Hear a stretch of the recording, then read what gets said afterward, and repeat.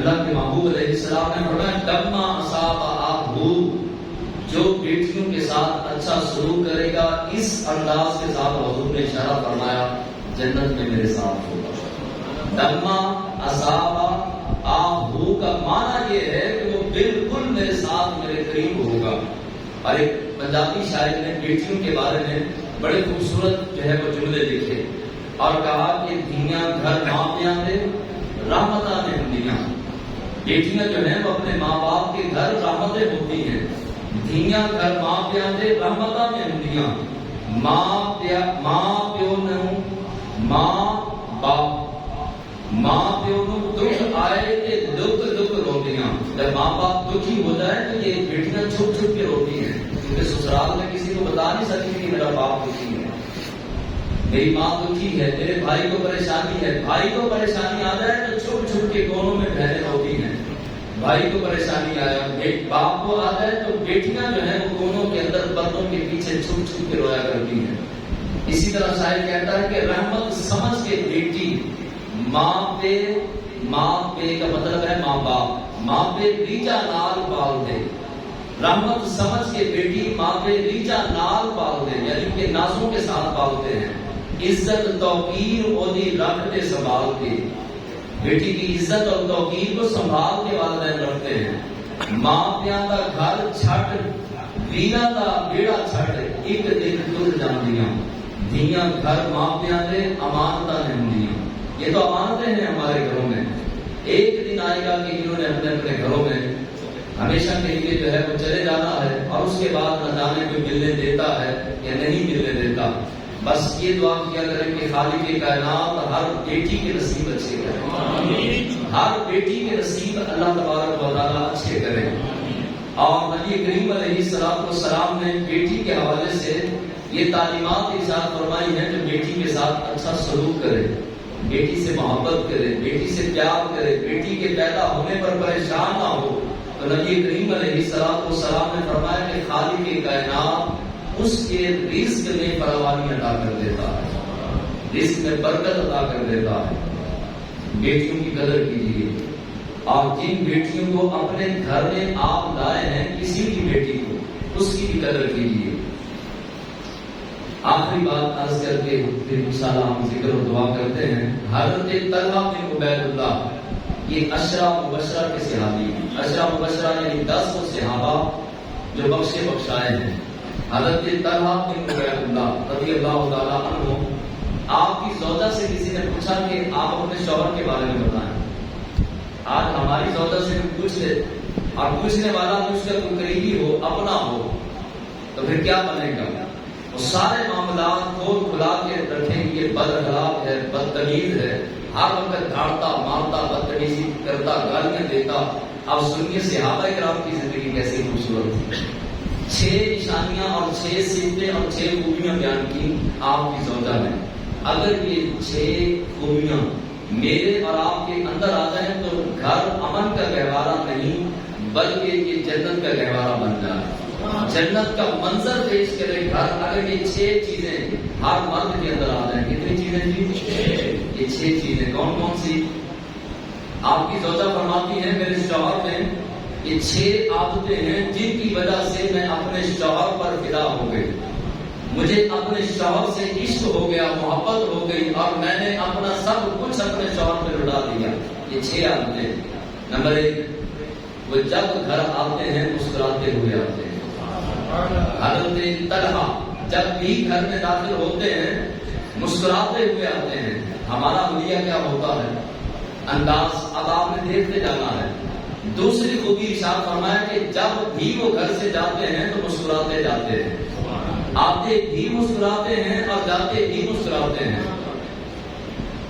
اب جو ہے مجھے نشاندہی کرنے کی ضرورت نہیں، بس میں اپنا آپ اپنا حساب لگاتے جائیں۔ نمبر 3 فرمایا کہ خرچ دینے میں بخل نہیں کرتے، خرچ دینے میں تیسری خوبی، مجھے خرچہ دینے میں کنجوسی نہیں کرتے، بخل نہیں کرتے۔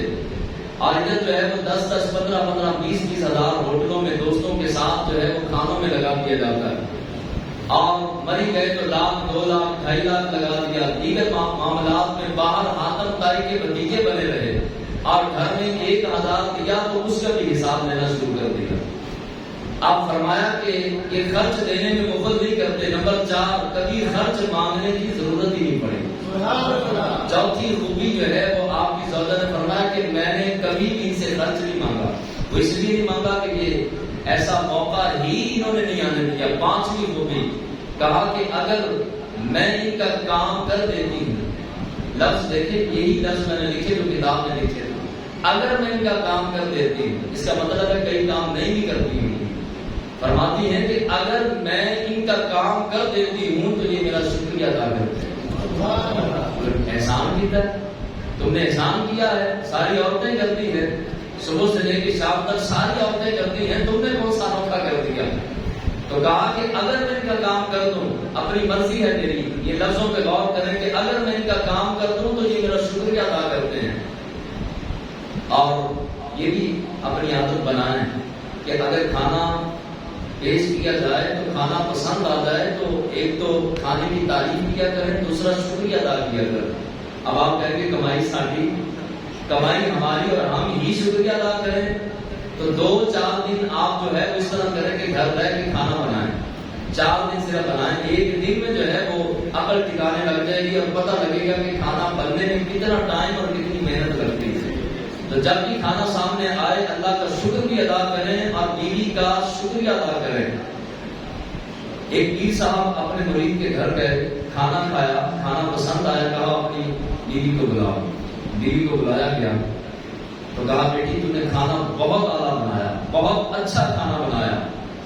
اب وہ جو بیٹی تھی وہ پیر صاحب کی یعنی کہ وہ مرید کی بیوی جو تھی وہ رونا شروع کر دیا. پیر صاحب نے کہا کہ تم نے تو شرمندہ کر دیا، تو میں نے غلط جو ہے بات کہہ دی. کہا نہیں، میں روئی آپ کی وجہ سے نہیں، آپ کے مرید کی وجہ سے ہوں.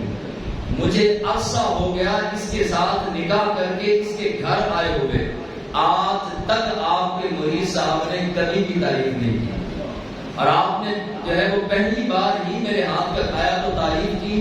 تو لہٰذا بعض چیزیں ایسی ہوتی ہیں کہ بندہ عورت دیگر مرد بھی تعریف مانگتا ہے. اگر کوئی بیٹا اچھا کام کرے تعریف کریں، بیٹی اچھا کام کرے تعریف کریں، بیوی جو ہے وہ اچھا کام کرے تو تعریف کریں اور ساتھ شکریہ ادا کریں. قربانی دیں تو یہ آپ روٹین بنائیں. جزاک اللہ، اللہ آپ کو جزائے خیر دے. بہت شکریہ. بچوں کو بھی ساتھ یہ عادت ڈالیں، بیوی کو جو ہے وہ شکریہ ادا کریں. آج سے کریں گے انشاءاللہ. حضرت انس روایت کرتے ہیں، یہ 5ویں تھی. حضرت انس روایت کرتے ہیں کہ حضور گھر تشریف لائے تو پوچھا اپنی زوجہ سے کیا بنا ہے. عرض کیا سالن تو نہیں بنا، ہاں البتہ سرکہ پڑا ہے. حضور نے فرمایا وہی لے آئے. اب روٹی وہ بھی سوکھی ہوئی اور سرکہ وہ بھی سامنے آیا تو اللہ کے محبوب علیہ السلام نے یہ بھی فرمایا کہ تم نے سالن کیوں نہیں بنایا، روٹی تازہ بنانی چاہیے. دونوں چیزیں سامنے آئی تو حضور نے فرمایا واہ واہ واہ، سبحان اللہ. یہ حدیث کے لفظ ہیں، واہ واہ واہ. سرکہ بھی کیا سالن ہے، سرکہ بھی کیا سالن ہے، تاکہ دل جوئی ہو جائے بیوی کی. بیوی گھبرا نہ جائے، پریشان نہ ہو جائے کہ شوہر کے لیے آج میں نے سالن نہیں بنایا تو شامت نہ آ جائے.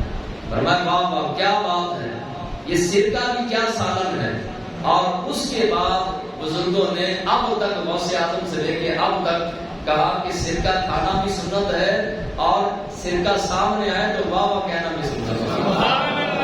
یہ واہ واہ کیوں فرمایا تھا؟ تاکہ بیوی کی دل جوئی ہو جائے. چھٹی بات لکھیے، جو لکھنے والے ہیں جو سننے والے ہیں وہ یاد کریں کہ آپ کی زوجہ فرمانے لگی، صحابی رسول حضرت طلحہ بن عبید اللہ رضی اللہ تعالیٰ عنہ کی، کہا کہ اگر کسی بات کے لیے چھٹی بات میں، چلو 500 چھوڑ دو، چھٹی پہ عمل کر لینا.